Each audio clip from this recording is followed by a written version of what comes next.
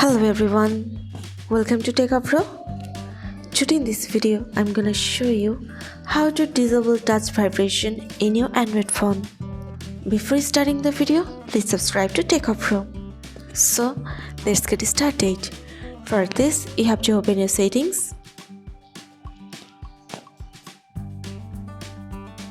Now scroll down. Here you can see sounds and vibration. Go for it. Now scroll down.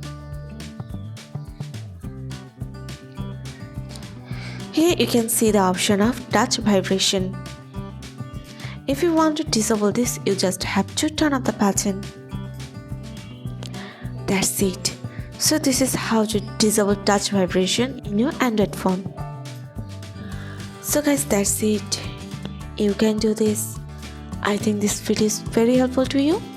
If it was, then give a thumbs up and hit the subscribe button. And thanks for watching.